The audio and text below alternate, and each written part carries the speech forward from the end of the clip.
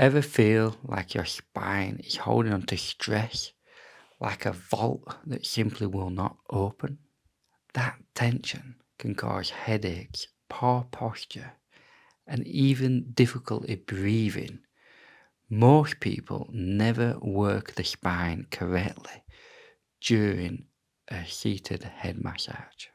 In this short lesson, I'm going to show you how to release the spine correctly using a combination of powerful pressure points and what I call the Dragon Claw, a Shiatsu favorite.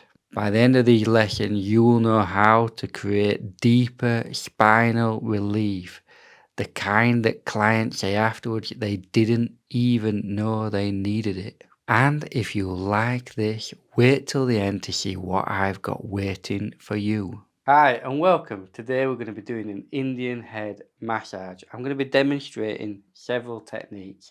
We're going to be working the shoulders, we're going to be working the arms, we're going to be working the neck, we're going to be working the head, the scalp, the hair. Now, to begin with, we first want to take a minute or so just to connect with his client. So just place your hands on the traps just next to the neck.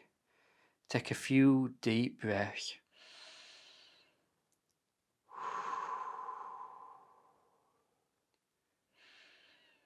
Focus on your own breathing, but also feel the client's breathing too.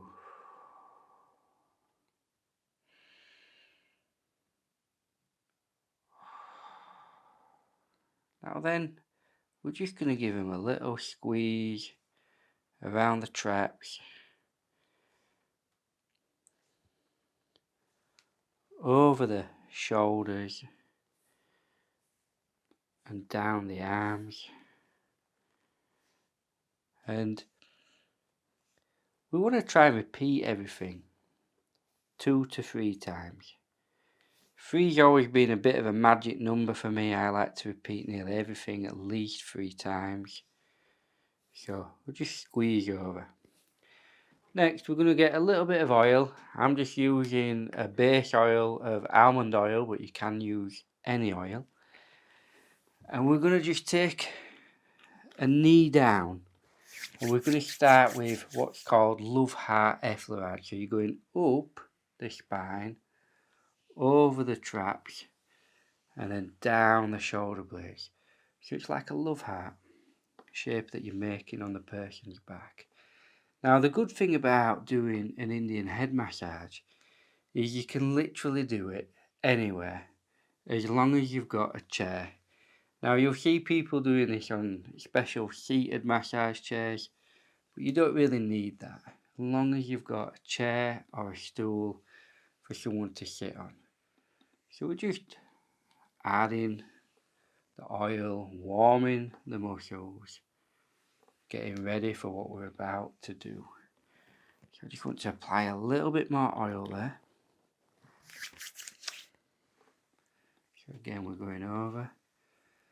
And then we're going to move into a figure of 8 massage. So one hand over the other, and you're going over the traps, down the shoulder blade, around over the other side of the traps, up and around. And we keep following that movement as we warm the muscles further. And then from here, we're going to do circles up the spine all the way to the base of the neck. So when I say circles, we're just going to thumb either side of the spine, and then we're going to do some circles, slide up, and again, so you're circling outwards.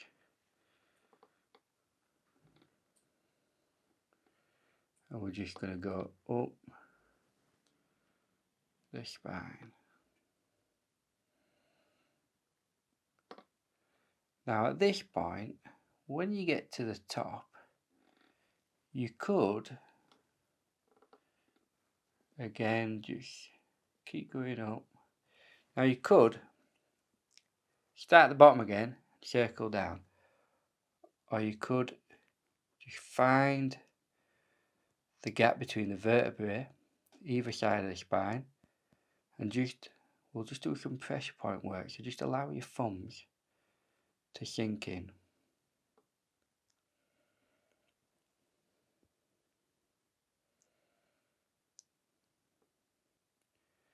And slowly work down either side of the spine.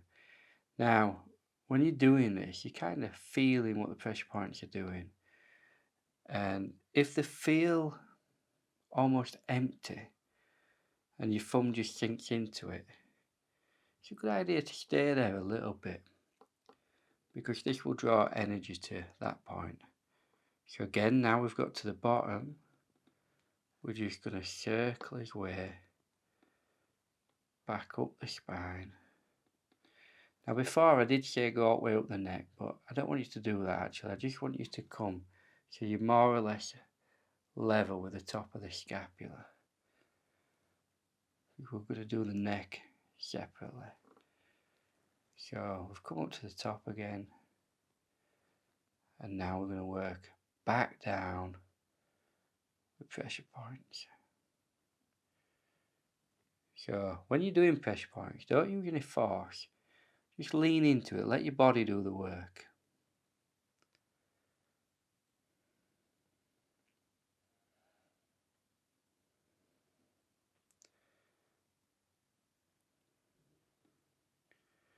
So as I mentioned before, we want to repeat this 3 times really.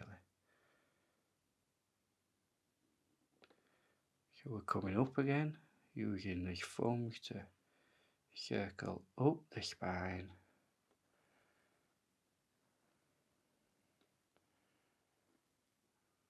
And then we're in position, and we're going to work them pressure points going back down the spine.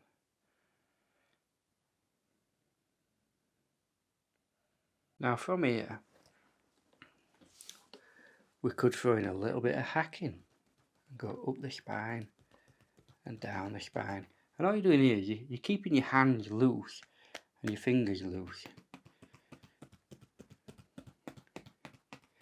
Or you can do a more Shiatsu variation of this, which is called doing, which is very similar to this, but instead we're using loose fists.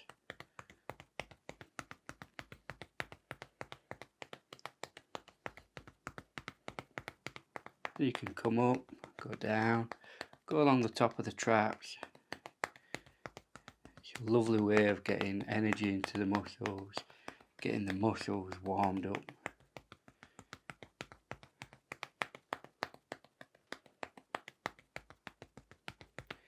Or you can do what's called champi, which is where you've got 2 hands together, almost like a prayer, but again, you keep it loose.